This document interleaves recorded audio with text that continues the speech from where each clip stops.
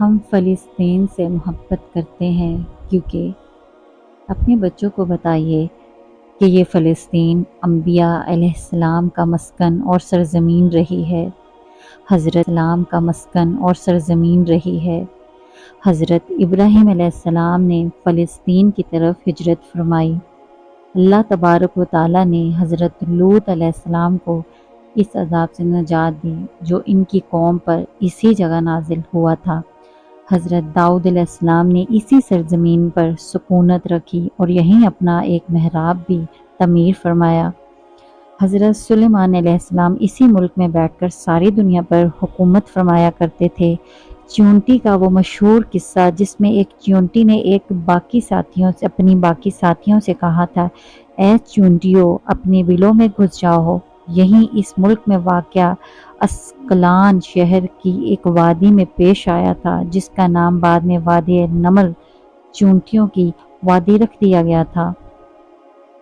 حضرت زکریا علیہ السلام کا محراب بھی اسی شہر میں ہے۔ حضرت موسیٰ علیہ السلام نے اسی ملک کے بارے میں اپنے ساتھیوں سے کہا تھا کہ اس مقدس شہر میں داخل ہو جاؤ۔ انہوں نے اس شہر کو مقدس، اس شہر کے شرک سے پاک ہونے اور انبیاء علیہ السلام کا مسکن ہونے کی وجہ سے کہا تھا۔ اس شہر میں کئی معجزات وقوع پذیر ہوئے جن میں ایک کنواری بی بی حضرت مریم کے بطن سے حضرت عیسیٰ علیہ السلام کی ولادت مبارکہ بھی ہے۔ حضرت عیسیٰ علیہ السلام کو جب ان کی قوم نے قتل کرنا چاہا تو اللہ تبارک و تعالیٰ نے انہیں اسی شہر سے آسمان پر اٹھا لیا تھا۔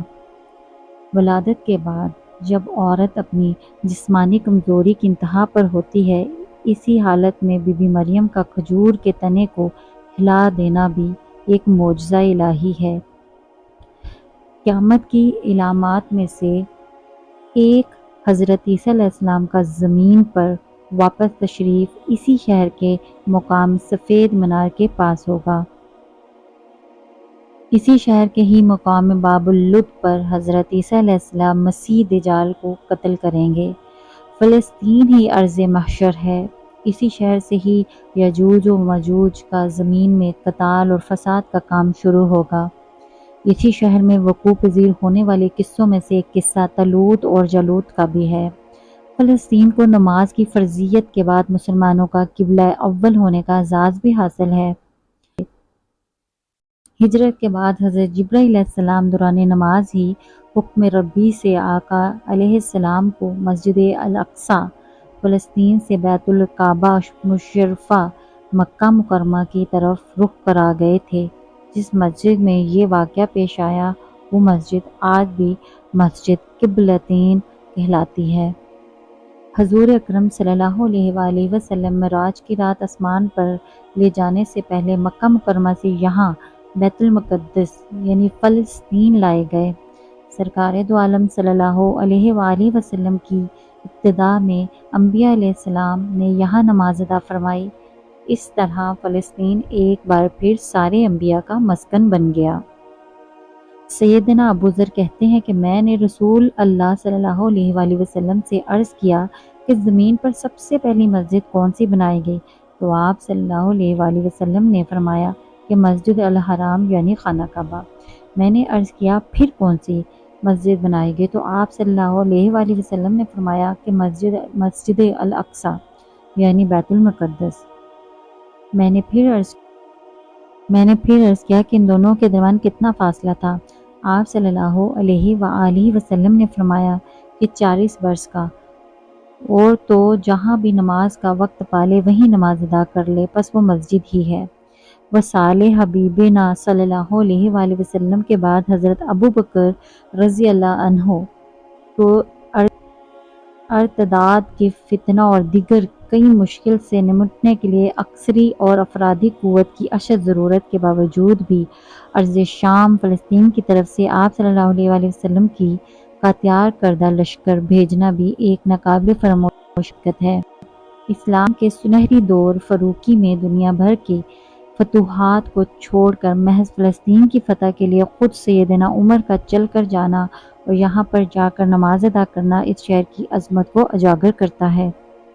دوسری بار بعینہ معراج کی رات بروز جمعہ 27 500 83 ہجری کو صلاح الدین ایوبی کے ہاتھوں اسی شہر کا دوبارہ فتح ہونا بھی ایک نشانی ہے۔ بیت المقدس کا نام قدس قرآن سے پہلے تک ہوا کرتا تھا۔ قرآن نازل ہوا تو اس کا نام مسجد الاقصیٰ رکھا گیا۔